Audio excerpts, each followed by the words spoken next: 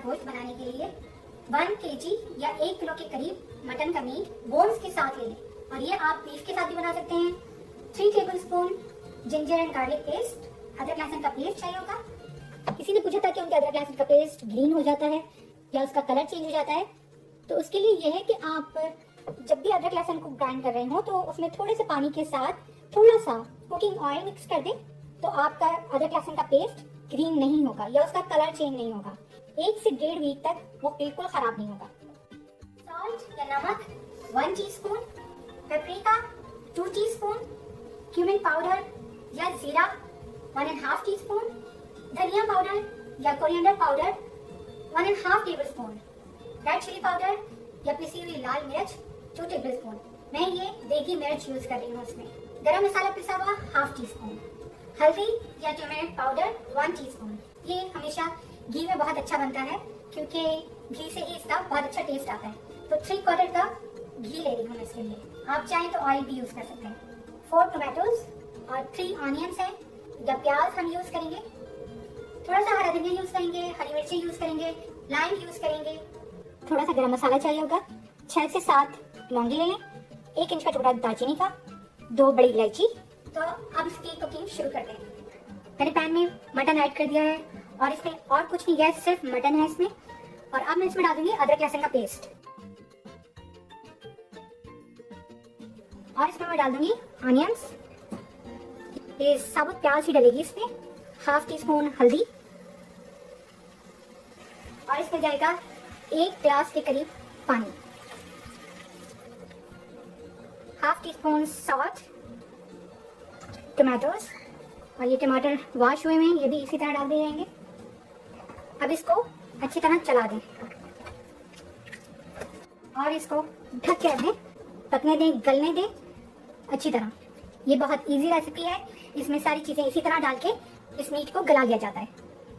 तो अब इसको गलने देंगे। पहले इसको कुक करेंगे हाई हीट पर 10 मिनट्स के लिए।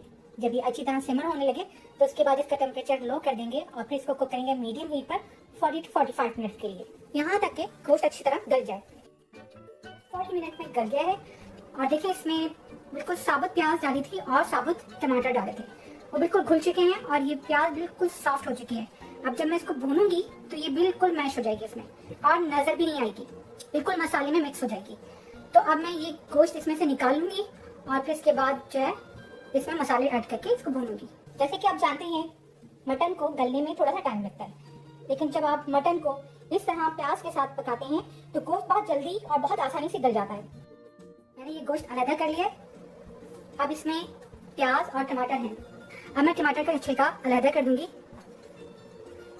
इस तरह, ताकि ये खाने में ना आए। ये टमाटर के छिलके मैं निकाल चुकी हूँ और ये प्याज भी बिल्कुल मैश हो रही है। अब इसमें हम घी ऐड कर देंगे। घी से ही बहुत मजे का बनता है। इसको बहुत हाई हीट पे भूनेंगे। जब ये घी मेल्ट हो जाएगा तो इसमें सारे मसाले डाल देंगे। घी मेल्ट हो चुका है, अब इसमें हम मसाले डाल देंगे। पहले मैं डाल रही हूँ 2 बड़ी इलायची, ब्लैक कार्डमम, सिनेमन स्टिक और दालचीनी का एक छोटा सा टुकड़ा, 6 से 7 लौंगे, क्लोव्स, पिसा हुआ धनिया, ग्राउंड कोरिएंडर, देगी लाल मिर्च, पेपरिका और जीरा पाउडर, हल्दी, नमक 1/2 टीस्पून। अब इन सब चीज़ों को डाल के हम भूनेंगे। इसको खूब अच्छी तरह भूनना है अंटिल के घी सेपरेट हो जाए। ये देखें घी बिल्कुल सेपरेट हो चुका है।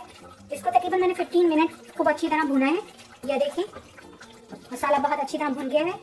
अब इसमें मैं गोश्त ऐड कर दूंगी